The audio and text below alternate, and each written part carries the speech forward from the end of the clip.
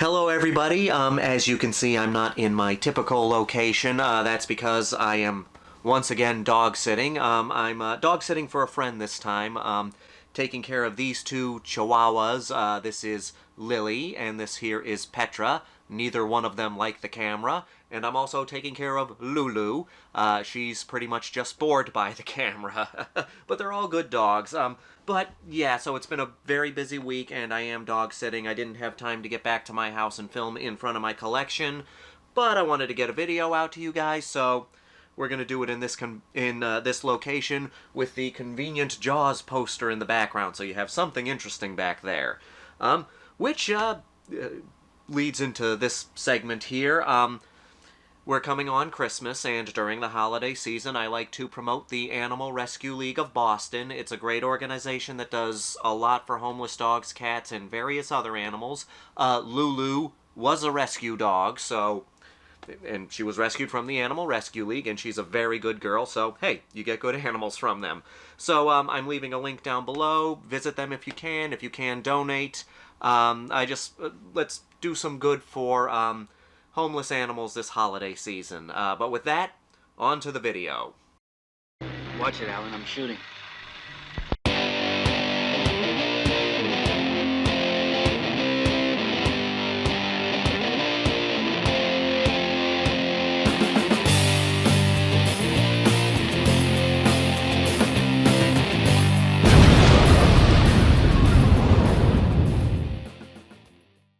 Man bites dog.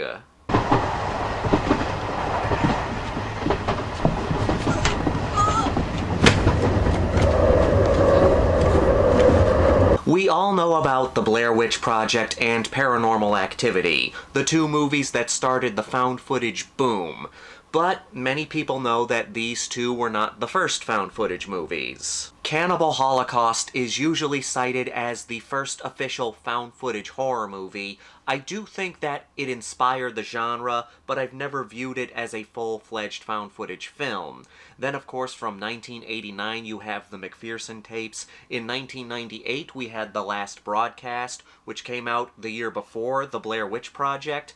But in 1992, we had this serial killer movie from Belgium, Man Bites Dog. Tu sens, un peu comme quand tu vas pisser et que tu sens tes doigts.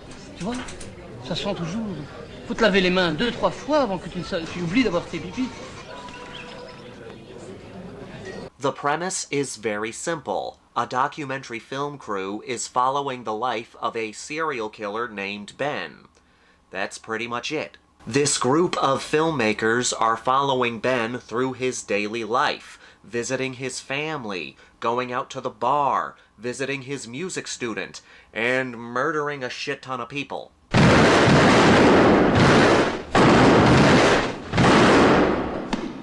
At first, the documentarians are trying to remain objective, trying to treat this like any other documentary.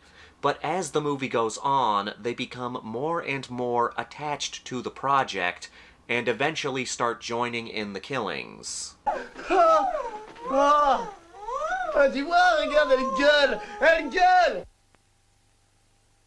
A while back, I did a horror talk on my love-hate relationship with found footage movies. It's a genre I want to love more than I do. I understand the appeal, trying to make movies that seem more realistic, like ordinary everyday people are filming their ordinary everyday lives, and then they accidentally come across a horror movie. When it works, it works. But for me, most found footage movies don't work. I'll admit full-heartedly, I'm one of those assholes that can't get past the fact that everything is being filmed. I understand the fact that if they don't film everything, there's no movie. But again, the point of a found footage movie is to make it seem like it's really happening. Make it seem like these are real people going through this horror. And it's unrealistic for real people to pick up their camera after they drop it when they're in legitimate danger. When people are in legitimate danger, they're not going to try to get every shot. They're not going to run for their camera after they drop it. A good found footage movie can get you past that. In a bad found footage movie, it's hard to ignore.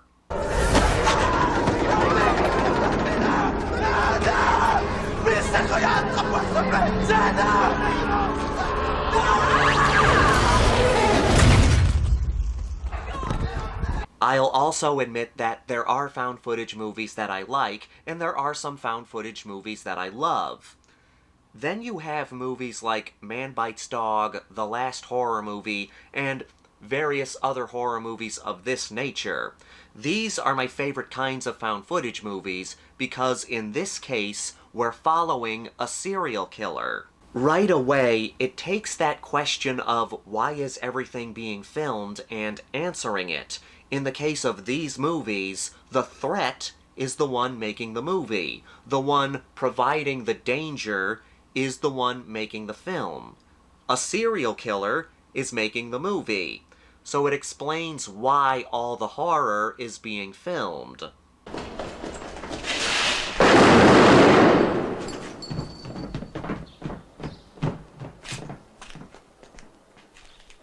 Riccardo Giovanni, dit le Rossignol. Compétent? Serial killer movies are the movies that get to me the most, especially ones where the killer is the main character. It forces us to connect with the monster, as much as we don't want to. When we're following the killer, even the slow moments can be suspenseful as hell. We're watching this murderer living their everyday life, but we know what they're really like. We know the horrible things they do when no one's watching. And that's exactly what we see in Man Bites Dog. We're watching this serial killer hanging out with his family, going out to the bar, but we know that he's killed a lot of people, so when he's around people, we can't relax. Hein? Allez jouer. Hein? Allez jouer. Ben is one of the most frightening serial killers in the horror genre. Obviously, being a serial killer requires a lot of secrecy, but Ben is being followed by a documentary film crew who want to see his life as a serial killer. He's allowed to be more open about his murders, his methods, what he thinks of murder, the proper way to weigh down a body so it doesn't float to the top of the quarry where he hides his victims. Donc tu es obligé de le lester afin qu'il coule, hein? Donc tu le lestes avec des cailloux, des choses un peu lourdes, hein? Tu vois, il y a un barème quand tu lestes un corps, c'est-à-dire tu fais 3 fois son poids, normalement. Un homme moyen, comme cette victime-ci, c'est 3 fois son poids. But the most disturbing thing about Ben is just how casual he is with what he does.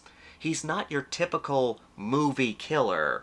He's a pretentious prick, but he's not Hannibal Lecter. He's not Freddy Krueger. He's not Jason Voorhees. He's just a guy who just so happens to be a murderer. He talks about murder the same way a plumber would talk about his day at work. Tu vois, généralement, au début de mois, je me paye un petit facture. Hein. Je me lève le matin et je prends un matinée pour récolter les pensions. Ce qui me permet, par la même occasion, tu vois, de repérer les vieux qui ont de l'argent. Hein. J'évite par-dessus tout, c'est les jeunes couples qui commencent, parce que ça pue la pauvreté. Yes, he's more on the pretentious side of things, but he's still just a guy. And that's the case with every serial killer. Before he was caught, people didn't know Jeffrey Dahmer was Jeffrey Dahmer. He was just a guy. But the most disturbing thing about this movie is the fact that this guy is being followed by a documentary film crew. The purpose of their movie is to see what this psychopath does. Tu le suis, ventre de cul. Allez, couille-toi! Imbécile crétin! They could intervene at any time, but they choose not to. They film all these terrible acts without a care in the world. In a way, human life means less to these filmmakers than it does the actual serial killer. They remain objective at first. They're just filming all these murders without a care for those being murdered. The most disturbing scene is the home invasion, which is the filmmaker's idea. Toi qui voulais du résidentiel, t'as la servi, vieux. Elle est bien notée, hein. Il n'y a plus qu'à attendre maintenant. On va attendre tout doucement que la nuit tombe, hein. Passe-moi un peu une bière. Ah, putain de merde. Ben doesn't like going to high-income houses or killing high-income people. He'd rather kill people that, unfortunately, society wouldn't really miss. But he's talked into doing this home invasion. And it's a rough invasion. Ben brutally kills these people, but keep in mind this isn't an overly gory movie. It's not flashy violence, it's just raw violence. The first one to get it is the woman who opens the door.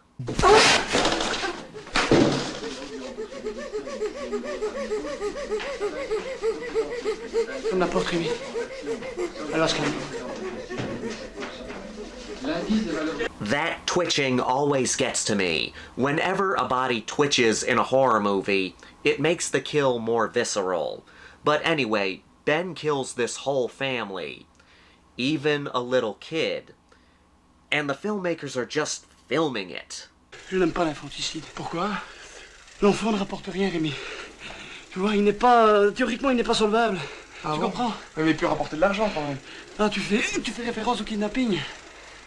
They don't even seem to care about their own lives. Throughout the film, members of the film crew are killed off, and they don't seem to care. At first, the director does seem to give a shit about this, but as the movie goes on, it's clear that he does not. And what's even more shocking is they find people to replace these crew members. They actually manage to find other people who are willing to go along with this sick project.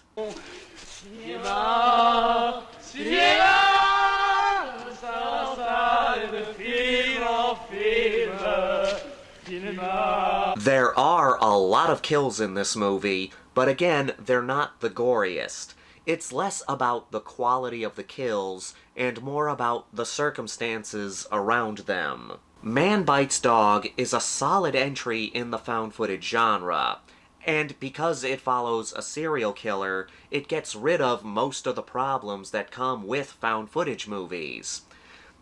This does have a darkly comedic tone to it, but it is mostly disturbing. Keep that in mind. And with that, let's get to the Grindhouse rankings. We've got a body count of 43, give or take. It gets kinda messy. The kills consist mostly of gunshots, but there's also a few strangulations and some bludgeonings. There's a fair amount of nudity here, both male and female. The kills are effective, but they aren't what make this movie disturbing. It's everything around the kills. This is my favorite kind of found footage movie. When we follow a serial killer, it removes most problems that can come from found footage flicks. Mostly, why is everything being filmed? Ben is such a frightening serial killer because of how casual he is about killing. The film crew is also scary because they don't seem to care about human life. Many people consider this a dark comedy, which is true, but I think it leans more to the horror genre. I'm giving this a 3.9 out of 5. It's a very good found footage movie, and a very good serial killer movie. As always, I want to thank all of you for continuing to watch and support this channel. Please leave a comment down below. Let me know your favorite found footage movies. I probably already asked that somewhere on this channel, but here it is again. This is the Maniac and Lulu here to remind you that the Grindhouse will never die. I swear to God, there's a dog in this mess somewhere.